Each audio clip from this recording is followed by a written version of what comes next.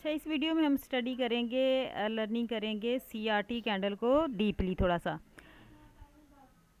Deep learning करेंगे इसकी। CRT candle अगर मार्केट बाय जा रही हो, ठीक है, फ़र्ज़ करें ये मार्केट बाय जा रही थी और फिर ये मूव ऐसा आया कि हैमर कैंडल बनी, रिजेक्शन मिली और सिल्वर बुलेट का टाइम भी हो या इक्विटी ओपन का टाइम भी हो, तो आपको अक्सर अगर इसने सेल देना होता है ना, तो आपको सिल्वर बुलेट के टाइम या इक्विटी ओपन के टाइम 15 मिनट 30 मिनट में अलाइनमेंट सीआरटी बनती भी नज़र आ रही होंगी, ये वाला मूव, तो वो हमें सेल मूव चांस होता है मिले 30 पिप्स या 20 पिप्स।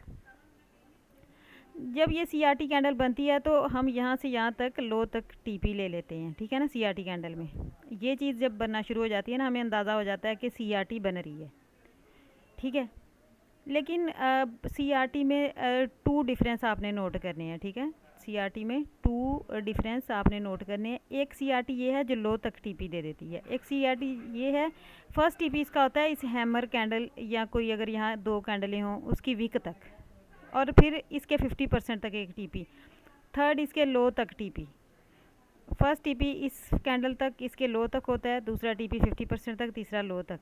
अब डिफरेंस नोट करें, ये सीआरटी ने लो तक टीपी दिया है, ये सीआरटी ने इस हैमर कैंडल तक और इसके 50% तक टीपी दिया है, ठीक है। तो इसमें डिफरेंस ये नोट करना है, इसमें डिफरेंस ये नोट करना है आपने कि यहाँ पर देखें जो सीआरटी बन रही थी ना, इसमें एफवीजी थी, इस और इस कैंडल के दरमियान क्या था, एफवीजी थी।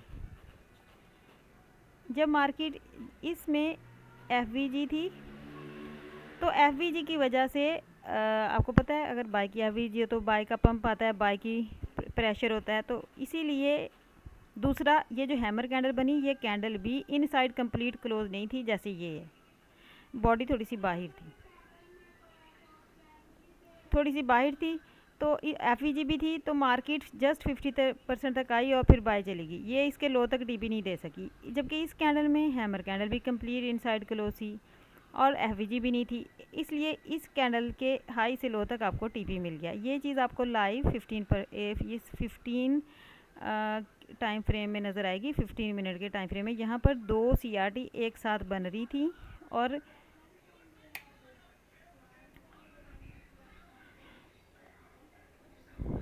अब यहाँ पर नोट करें, ये देखें एक यहाँ पर ये सीआरटी बन रही थी, ये वाली कैंडल, इसमें ये हैमर कैंडल बनी थी, ये थोड़ी कंप्लीट इनसाइड, एक तो क्लोज नहीं थी, बॉडी बाहर थी थोड़ी, और यहाँ एफवीजी भी थी इन थ्री कैंडल्स में, जैसे इस हमारे सिनेरियो में है, इस जगह ये सेम ये सिनेरियो।